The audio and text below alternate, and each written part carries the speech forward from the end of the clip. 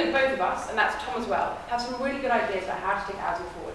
But that's almost where the problem starts. We want to do too much. OUSU, I think, is the victim of its own success. It's all very well having manifestos bursting into the scenes with good ideas, but if we want to move forward, if we want to progress, we need to start to prioritise, and that's exactly what my team is going to do. There are 4 key areas that I think OUSU needs to focus on. The first one is access. I think that Oxford actually already has some really good access schemes, but why stop there? We have plans in place to improve them and develop them. The second area is accommodation. So everybody needs to live somewhere, be it in college or be it in private accommodation. This affects us all. I will make sure that the negotiating process in colleges is transparent, and I will also oppose the housing cap, the cap on student housing by the council in Oxford. The third area that I want to focus on are graduates. So I think until this year, this has not been an area that's been taken seriously before. Our team is composed of over 1/3 graduates. This is a priority on our agenda. We will make sure that we lobby the university to increase central funding for graduate degrees. The fourth area is communication. So this is something that my campaign has really revolved around. We want to be distinctive, thinking outside the box. If you haven't seen our YouTube videos, then you are missing out. There's been thousands and thousands already. Please go to our Facebook page. For too long now, OUSU has failed to communicate effectively what it does for students.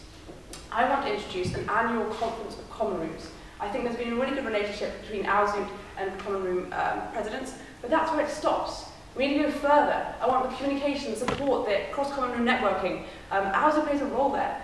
The second thing are the emails. So I know a lot of people, most people that I know, delete these emails before they're even in their inbox. This is not how we engage with students. We want to have the executive, the SABs, at every common room meeting they can possibly go to, not just the president, but the whole of the committee. We need to put a human face to OUSU.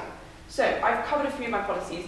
You're probably wondering, why am I here? Why am I running for this role? 2 things. First of all, I'm frustrated. I've been on the receiving end of OUSU, both as Oxford Union President and as a student of Oxford, and I know that things need to change, and I want to change them. The second thing, I think I have the vision and the skills to do so. I'm sure we'll hear Tom talk about his JCR roles, but I've been in charge of a society of students that has over 10,000 students there. It has a budget of almost £1 million.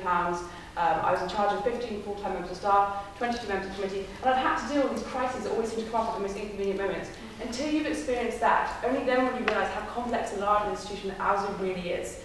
I have the proven track record. I've dealt with OUSU and the university at the highest level, and I know how the system works. I think for too long now, OUSU has communicated to a small minority of students.